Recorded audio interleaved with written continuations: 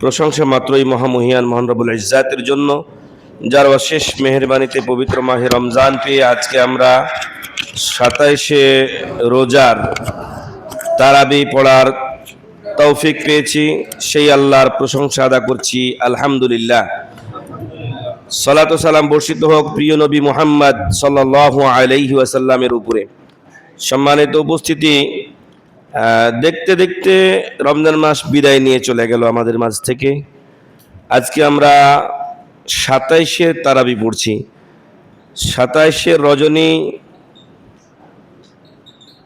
লাইলাতুল কদর হওয়ার ক্ষেত্রে সবচাইতে বেশি আশাপ্রদ। রাসূল সাল্লাল্লাহু আলাইহি ওয়াসাল্লামকে লাইলাতুল কদর দেখানো হয়েছিল, জানানো হয়েছিল, কিন্তু উনি সাহাবীদেরকে বলার জন্য আসতেছিলেন। এই আসার মধ্যেই দুইজন সাহাবী গন্ডগোল করছিল, দুইজনের মধ্যে একটু ঝগড়া হয়েছিল। এই ঝগড়াতে মনোযোগ দিতে গিয়ে উনি এই ডেটটা ভুলে যান। তো রাসূল সাল্লাল্লাহু আলাইহি ওয়াসাল্লাম বললেন যে ভোলাতে হয়তো কল্যাণ আছে, কারণ আমি যদি ওইটা তোমাদেরকে বলতাম তাহলে এক রাত্রি তোমরা জাগতা, কিন্তু এখন তোমাদেরকে আমি বলছি রমজানের শেষ দশকে জাগো, বিশেষ করে বিজোড় 5 রাত্রে জাগো। তো আপনি যদি 5 রাত্রেও জাগেন তো 5 দিন ইবাদত হলো, 5 রাত ইবাদত হলো। তো সেই সূত্রে বিজোড়গুলো আমরা জাগছি, জোড়গুলোও জাগছি, আলহামদুলিল্লাহ। আল্লাহ আমাদের ইবাদতগুলো কবুল করুন, আল্লাহুম্মা আমিন। তবে কিছু সাহাবীদের আমল, কিছু উক্তি, এটা মজবুত দলিল আদি কিছু পাওয়া যায় যেটা 27কে বেশি শক্তিশালী করে। তো সেই 27শে রাত্রে আমরা আজকে চলে এসেছি। আমি সবার কাছে আহ্বান করব, মা বোনরা উপরে আছেন, আমরা আছি, তো আমরা সবাই যেন আজকের রাতটা বিশেষ গুরুত্ব সহকারে জাগার চেষ্টা করি। বেশি আমরা সালাত আদায় করব, দীর্ঘ কোরআন তেলাওয়াত দিয়ে। কেউ যদি কোরআন তেলাওয়াত মুখস্থ কম থাকে তাহলে বারবার ওই সূরাগুলো আপনারা ঘোরাবেন, তাতেও সমস্যা নেই ইনশাআল্লাহ। আপনার যে কয়টা মুখস্থ আছে 2-3টা করে সূরা ছোট ছোট এগুলো দিয়ে এক রাকাত পড়লেন, আর এক রাকাতে 2-3টা পড়লেন, তো ওইগুলো বারবার ঘোরাবেন, এটা দোষণীয় নয়। আর একটা মাসলা উলামায়ে ইকরাম জায়েজ বলেছেন যে আপনি যদি দীর্ঘ কেরাত করতে চান, আপনার কোরআন মুখস্থ না থাকে, তাহলে নফল সালাত, তাহাজ্জুদের সালাত, নফল সালাত, রাতের সালাত, নফল সালাত, এই নফল সালাতে কেউ যদি দেখেও পড়ে জায়েজ আছে। যদি কেউ দেখে পড়ে, কোরআন মাজিদ তার কাছে একটা আছে, দেখে দেখে সে পড়লো, যখন রুকুর সময় আসলো পাশে একটা কিছু উঁচা থাকবে, সেখানে রেখে দিল কোরআনটা, রুকুতে গেল, সাজদা শেষ করে এসে আবার যখন কেরাত শুরু করবে তখন সেইটা নিতে পারে। তো এটা জায়েজ বলছে, যদিও আমরা এটাকে অনুত্তম মনে করি, কারণ এটা যখন দেখে দেখে পড়া হয় তখন অনেক সময় একাগ্রতা নষ্ট হয়, বারবার রাখতে হয়, নিতে হয়। তো এখন যদি নাই পুঁজি থাকে তখন কি করার? তখন অনেক আরবের বেশ কিছু মসজিদে এরকম করে, যাদের এরকম অত মুখস্থ থাকে না তারা। তো আলাকুল্লি হাল কেরাতটা সুন্দর হয়, তাদের ওখানে আসলে মনোমুগ্ধকর পরিবেশ পাওয়া যায়। তো আমাদের এখন যদি কারো এরকম হয় তাহলে তারা এইভাবে জাগতে পারেন। আল্লাহ তাআলা যেন আমাদেরকে জাগার, এবং বিশেষভাবে যেটা কিয়াম বলা হচ্ছে সেটা কিন্তু নামাজের কথা। মান কামা লাইলাতাল কদরে ঈমানান ওয়া ইহতিসাবান গুফিরা লাহু মা তাকাদ্দামা। কামা মানে দাঁড়ানো, দাঁড়িয়ে নামাজ পড়া, এই কথা বলা হয়েছে। তো এই জন্য আমরা চেষ্টা করব বেশি সময়টা সালাতে কাটার। এর সাথে কোরআন তেলাওয়াত করলেন, এর সাথে একটু জিকির আজকার করলেন, হয়তো একটু ফ্রেশ হলেন। তো এইভাবেই আমরা রাতটা কাটাবো ইনশাআল্লাহ। অনেকে তো ধরেই নিয়েছে, মানে ফেসবুক ভরে গেছে মনে হয় যে লাইলাতুল কদরের শুভেচ্ছা কি কিনা। তো আজকেই যে লাইলাতুল কদর, এটা কে জানালো তাকে? এরকম শুভেচ্ছা আস্তে আস্তে এটা একটা বেদাত চালু হয়েছে। একসময় দেখবেন যে এইটা আরো বড় রূপ ধারণ করছে। আল্লাহ তাআলা এই খারাপিগুলো থেকে আমাদের হেফাজত করুন, এবং লাইলাতুল কদর আল্লাহ আমাদেরকে পাওয়ার তৌফিক দান করুন, আল্লাহুম্মা আমিন। অতঃপর ছোট্ট একটি সূরা আমি তেলাওয়াত করেছি আপনাদের সামনে। আমাদের আঞ্চলিক ভাষায় বলে ছোট শিং মাছের বিষ বেশি, পিচ্ছি পিচ্ছি শিং মাছ, এটির বিষ বেশিক্ষণ থাকে। তো ওইরকম কোরআনুল কারীমের কোনো আয়াত, কোনো সূরাই ছোট নয়। কোরআনের যে কোনো আয়াত, যে কোনো সূরা, যে কোনো অংশ, এটা পৃথিবীর যে কোনো ব্যক্তির বক্তব্য থেকে 1000 গুণ শ্রেষ্ঠ। যেটা খতিবগণ বলেন, ফা ইন্না খাইরাল হাদিসি কিতাবুল্লাহ, আল্লাহর বাণী, আল্লাহর কিতাব, এটা হলো শ্রেষ্ঠ বাণী। এই লেভেলের কোনো বাণী পৃথিবীতে আর নাই। আপনাদেরকে ছোট্ট একটা তথ্য দেই, হয়তো সময় একটু যাচ্ছে, কিন্তু এগুলো জানা দরকার। কোরআনের যে পাঠগুলো আছে, এই পাঠগুলোকে আমরা বলি সূরা। কি বলি? সূরা। সূরা কাকে বলা হয়? এই যে একটা জমিন ধরেন, এই জমিনটা সমতল জমিন, এর মধ্যে একটা জায়গা যদি একটু উঁচা থাকে, সেই উঁচা জায়গাটাকে শাব্দিক অর্থে আরবিতে বলা হয় সূরা, মানে উঁচু জায়গা। আর আল্লাহর বাণী যেগুলো আছে, এগুলো পৃথিবীর মধ্যে সবচেয়ে উঁচু বাণী, এই জন্য এইগুলোকে সূরা নামকরণ করা হয়েছে। আল্লাহর বাণীর সমকক্ষ তার কোনো বাণী হতে পারে না। তো যাই হোক, ছোট সূরা ঠিক, কিন্তু তার মর্যাদা অনেক বেশি, এবং সেই সূরাটি হলো সূরাতুল আসর। ইমাম শাফি রাহিমাহুল্লাহ বলছেন যে আল্লাহ তাআলা আমাদের জন্য কোরআনে 114টা সূরা নাজিল করেছেন। তো 114টা সূরা নাজিল না করে যদি শুধু সূরা আসর নাজিল করে দিয়ে কিয়ামতের দিন আমাদেরকে ধরতে চাইতেন যে তোদেরকে সূরা আসর দিয়েছিলাম, আমল করিসনি কেন, তাহলে যথেষ্ট হতো। আল্লাহু আকবার। তাহলে এই সূরাটা এতটা আরবিতে বলছে জামে মানে শামিল, মানে সার্বিকভাবে কোরআনকে এতটা ধারণ করে এই ছোট্ট একটি সূরা। তো আসুন এই সূরাতে আল্লাহ তাআলা কি বলেছেন আমরা একটু জেনে নেই। আল্লাহ তাআলা বলছেন ওয়াল আসর, আসরের শপথ। আসরের দুটো অর্থ হয়, একটা হলো আসরের টাইম যেটা আমরা নামাজ পড়ি, আর আসর আরবিতে আর একটা হয় যুগ। তো যুগ বলেন আর আসর বলেন, দুটাই গুরুত্বপূর্ণ সময়। রাসূল সাল্লাল্লাহু আলাইহি ওয়াসাল্লাম একটা হাদিসে বলছেন মান সাল্লাল বারদাইনি দাখালাল জান্নাহ, যে লোক দুই ঠান্ডা নামাজ পড়লো সে জান্নাতে চলে যাবে। দুই ঠান্ডা নামাজের একটা হলো ফজর আর একটা হলো আসর। তাহলে এটা গুরুত্বপূর্ণ একটা সময়। একটা হাদিসে খাস করে রাসূল সাল্লাল্লাহু আলাইহি ওয়াসাল্লাম বলছেন যে মান তারাকা সালাতাল আসরি ফাকান্নামা ওয়াতারা আহলুহু ওয়া মালুহু, যে আসরের নামাজ ছেড়ে দিল যেন তার মাল, তার সম্পদ, তার সন্তান সন্ততি সব ধ্বংস হয়ে গেল। নাউজুবিল্লাহি মিন যালিক। তাহলে কত বড় একটা টাইম, মর্যাদাপূর্ণ টাইম। ওই টাইমে মানুষ অনেকে ঘুমায় জোহরের পরে, এই জন্য আসরে অনেকে জাগনা পায় না। আমাদের সমাজে তো আবার একটু সুযোগ সুবিধা করে দিয়েছে, লম্বা করে দিয়েছে, মাগরিবের আগে দিয়ে উঠে নামাজ পড়বেন। তো এটা ঠিক নয়। আসরের টাইম তখন শুরু হয় যখন কোনো ব্যক্তির ছায়া তার সমপরিমাণ হবে। জোহর একেবারে দ্বীপরের সময় যখন পশ্চিম দিগন্তে সূর্য ঢলবে, সাথে সাথে জোহরের টাইম শুরু হবে। আপনার ছায়া যখন আপনার সমপরিমাণ হয়ে যাবে, তখন আসরের টাইম শুরু হয়ে যাবে, জোহরের টাইম শেষ। তো আমাদের দেশে যেটা পড়া হয় অনেক বিলম্ব হয়ে যায়। যাই হোক, সেটা আমাদের বিষয় না। তো আসরের সময় গুরুত্বপূর্ণ, যুগ হলে তো অবশ্যই গুরুত্বপূর্ণ, কারণ এই যুগের বা আরবিতে একটা যুগ হয় 100 বছরে, আমাদের বাংলায় হয় কয় বছরে? 12 বছরে। তো রাসূল সাল্লাল্লাহু আলাইহি ওয়াসাল্লাম বলছেন আমার উম্মতের গড় আয়ু হলো 60 থেকে 70। যদি 60 ধরেন বা 70 ধরেন, তাহলে 5 বারং 60 অথবা 6 বারং 72। তো 5 বা 6টা যুগের সমষ্টি হলো আপনার আমার হায়াত। তার মধ্যে একটা দুইটা যুগ দিয়ে এমনি এমনি চলে যায় আমাদের, 10-12 বছর 15 বছর বুঝতে বুঝতেই শেষ। তো এই যে 5টা 6টা যুগের সমন্বয় আপনার আমার হায়াত জীবন, যদি এখন এই যুগটাকে আমি সময়টাকে কাজে না লাগাই, এক সময় আমার মৌত চলে আসবে, আমার পরকালীন পুঁজি শূন্য থাকবে। এটা যেন না হয়, এজন্য আল্লাহ তাআলা আসরের শপথ করেছেন, সময়ের শপথ করেছেন, যুগের শপথ করেছেন, যাতে মানুষকে গুরুত্ব দেয়, মানুষ সময়কে গুরুত্ব দেয়। আর কসম কেন করা হয়? কোনো বিষয়ের গুরুত্ব বোঝানোর জন্য করা হয়।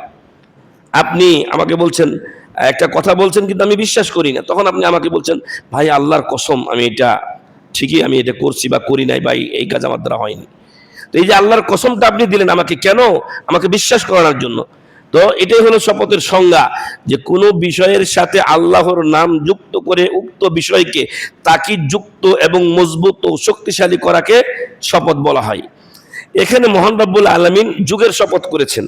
তো আল্লাহর বিধান আর আমাদের বিধান আকাশ জমিন ফারাক। আল্লাহর জন্য যে কোনো জিনিসের শপথ করা জায়েজ আছে, যেমন আল্লাহ এখানে আসরের শপথ করেছেন। অন্য জায়গায় আল্লাহ বলছেন ওয়াত্তিনি ওয়াজ্জাইতুন, অন্য জায়গায় বলছেন যে ওয়াশ-শামসি ওয়া দুহাহা, সূর্যের আলোর। তারপর আরেক জায়গায় বলছেন ওয়াদ-দুহা ওয়াল-লাইলি ইযা সাজা ওয়াল-লাইলি ইযা ইয়াগশা ওয়ান-নাহারি ইযা তাজাল্লা। আল্লাহ তাআলা বিভিন্ন জিনিসের শপথ করেছেন। আল্লাহর জন্য সবকিছুর শপথ করা জায়েজ, কিন্তু আপনারা আমরা মুসলিম হিসেবে আমাদের জন্য আল্লাহ ছাড়া অন্যের নামে শপথ করা জায়েজ নাই। রাসূল সাল্লাল্লাহু আলাইহি ওয়াসাল্লাম বলছেন লা তাহলিফু বিআবাইকুম, তোমরা তোমাদের বাপদাদার নামে শপথ করিও না। মান কানা হালিফান ফালিয়াহলিফ বিল্লাহ, কেউ যদি শপথ করতে চায় সে যেন আল্লাহর নামে শপথ করে। অন্য হাদিসে রাসূল সাল্লাল্লাহু আলাইহি ওয়াসাল্লাম বলছেন, মান হালাফা বিগাইরিল্লাহ ফাকাদ কাফারা আও আশরাক, যে আল্লাহ ছাড়া অন্যের নামে শপথ করে সে হয় কুফরি করে নাহলে শিরিক করে, নাউজুবিল্লাহ। এই জন্য আল্লাহ ছাড়া অন্যের নামে কেউ শপথ করবেন না। আমাদের দেশে মায়ের শপথ, বাবার শপথ, মাটির শপথ, মাটির কসম, কি কি না এগুলো চালু আছে। অনেক সময় কোরআনের ব্যাপারে ইখতিলাফ আছে। কোরআনটা যদি আল্লাহর বাণী হয় আর আল্লাহর বাণী আল্লাহর সিফাত, সেহেতু সেটা দিয়ে কেউ কেউ জায়েজ বলেছেন। কিন্তু আমাদের সমাজে অনেক সময় ছেলের মাথায় হাত রেখে, মানে আমি যদি মিথ্যা বলি আমার ছেলে মরে যাবে, কিছু হবে, তো এগুলো সব জাহিলিয়াত, নাউজুবিল্লাহ মিন যালিক। তো এই জন্য আমরা আল্লাহ ছাড়া অন্যের নামে শপথ করব না। তারপর শপথ যদি আপনি করেন, আপনি শপথ করলেন আল্লাহর কসম আমি আর নামাজ ছাড়বো না, কিন্তু নামাজ ছেড়ে দিলেন, তখন কি হবে? আপনি শপথ ভঙ্গ করলেন। তো শপথ ভঙ্গ করলে শপথের কাফফারা দিতে হবে। কি কাফফারা? একটা দাস মুক্ত করতে হবে। দাস তো এখন নাই, তাহলে 2 নম্বরে আপনাকে যেতে হবে। 2 নম্বরে 2টা অপশন আছে, ক খ। আপনি 10 জন মিসকিনকে একবেলা খাবার দিবেন। 2 নম্বরে 10 জন মিসকিনকে একবেলা খাবার দিবেন। যদি এটা আপনি পারেন তো আলহামদুলিল্লাহ, না হলে 10 জন মিসকিনকে কাপড় দিবেন। কাপড়টা আরো খরচ একটু বেশি। আর কেমন কাপড় দিবেন? যা দিয়ে সে নামাজ পড়তে পারে, একটা লুঙ্গি, একটা পাঞ্জাবি, অথবা যদি কোনো মা বোন হন তাহলে তাকে 3 পিস একটা দিতে হবে, যাতে তার নামাজটা ঠিক হয়। তো এই জন্য 10টা মিসকিনকে কাপড় দিতে হবে। এটা হলো 2 নম্বরের ক খ। আর যদি এটি একটাও না পারেন, তাহলে লাস্ট হলো গরিব মানুষের জন্য 3টা রোজা রাখবে। 3টা রোজা রাখবে। এ হলো শপথ ভঙ্গের কাফফারা। তারপর আল্লাহ বলছেন, ইন্নাল ইনসানা লাফি খুসর, নিশ্চয় সব মানুষ ক্ষতির মধ্যে। সব মানুষ, হিন্দু, বৌদ্ধ, খ্রিস্টান, মুসলমান, আমরা সবাই ক্ষতির মধ্যে। তবে যারা বিধর্মী, বেদিন, তারা সম্পূর্ণ ক্ষতির মধ্যে। আর আমরা যারা দিন মেনে চলার চেষ্টা করি, তারা কিছু ক্ষতির মধ্যে আছে। যেটুক শয়তান আমাদেরকে টাইনে নেই, ফজরের সময় উঠতে ইচ্ছা হচ্ছে, কিন্তু শয়তান আসতে দিল না, জামাতে আর আসতে পারলাম না। তো 27 গুণ পাইতাম কিনা জামাতে, সে 27 গুণ তো আর পাইলাম না, তাহলে আমি ক্ষতির মধ্যে পড়লাম। তো এই জন্য সাধারণ মুসলিম যারা ইমানের উপরে চলার চেষ্টা করে, ইসলামের উপরে, তারা আংশিক ক্ষতির মধ্যে আছে। আর যারা বেদিন আর অমুসলিম, তারা সম্পূর্ণ ক্ষতির মধ্যে আছে। তারপর আল্লাহ বলছেন যে ইল্লাল্লাযীনা আমানু ওয়া আমিলুস সালিহাত, তবে তারা ক্ষতির মধ্যে নেই যারা ঈমান আনছে, সৎ কাজ করে। যারা ঈমান আনছে, সৎ কাজ করে। ওয়া তাওয়াসাউ বিল হক, যখন আপনি ঈমান এনে ভালো কাজ করার চেষ্টা করছেন, ভালো পথে, দেখছেন আপনার ভাই নামাজ পড়ে না, দেখছেন আপনার বোন নামাজ পড়ে না, দেখছেন আপনার হয়তো কোনো নিকটাত্মীয়, বন্ধু বান্ধবী, যাদের সাথে হয়তো লেখাপড়া করেছেন, চলার সাথী, কাজের সাথী, নামাজ পড়ে না, তখন আমাদের দায়িত্ব হলো ওয়া আমিলুস সালিহাত ওয়া তাওয়াসাউ বিল হক। তখন আমাদের দায়িত্ব হলো ওদেরকে দাওয়াত দিতে হবে, বলতে হবে।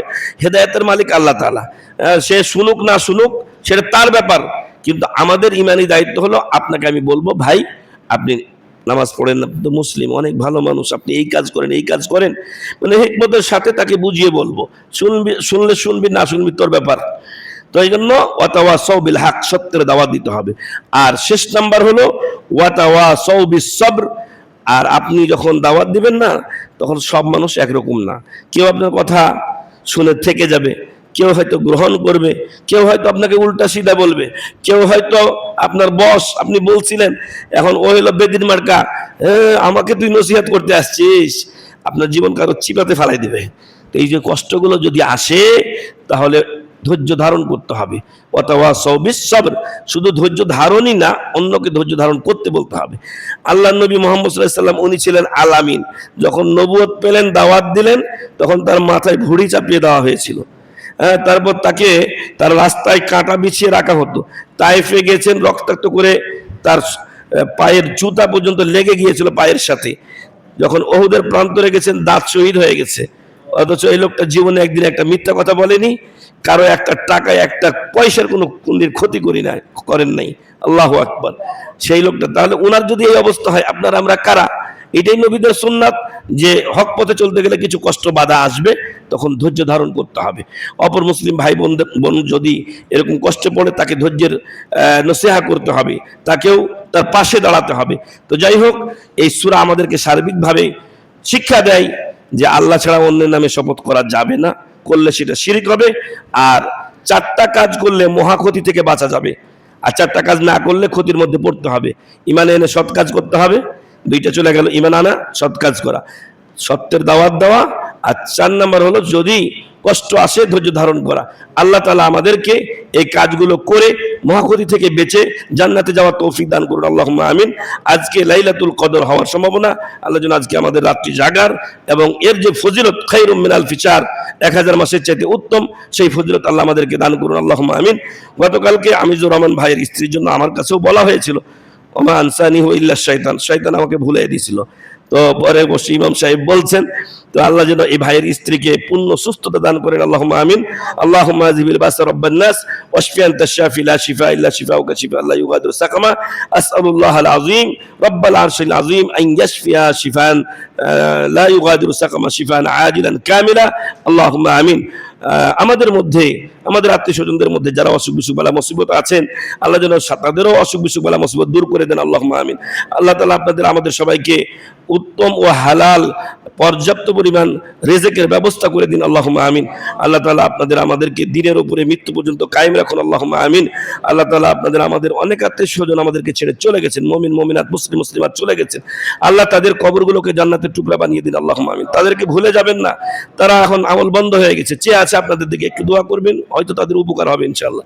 আল্লাহ যেন তাদেরকে ক্ষমা করে দিন, আল্লাহুম্মা আমিন। আল্লাহ যেন তাদের কবরগুলোকে জান্নাতের টুকরা বানিয়ে দেন, আল্লাহুম্মা আমিন। আল্লাহ তাদেরকে জান্নাতুল ফেরদাউস নসিব করেন, আমিন। আমাদেরকেও এই জায়গায় যেতে হবে। এই যে কত সুন্দর জামা কাপড় পরে আছে, এখন এই জামা কাপড় থাকবে না, তখন লাশ এই সাদা কাফনের কাপড়ে আমাদেরকে কবরে রেখে আসা হবে। আজকে বালিশ ছাড়া ঘুম হয় না, ওখানে বালিশ থাকবে ভাই।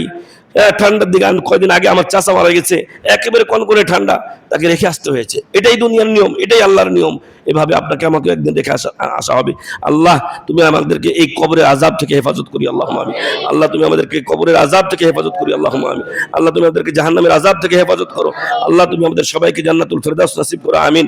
জাযাকুমুল্লাহু খাইরান, সুবহানাকা আল্লাহুম্মা ওয়া বিহামদিকা আশহাদু আল্লা ইলাহা ইল্লা আনতা আস্তাগফিরুকা ওয়া আতুবু ইলাইক। আসসালামু আলাইকুম ওয়া রাহমাতুল্লাহি ওয়া বারাকাতুহু।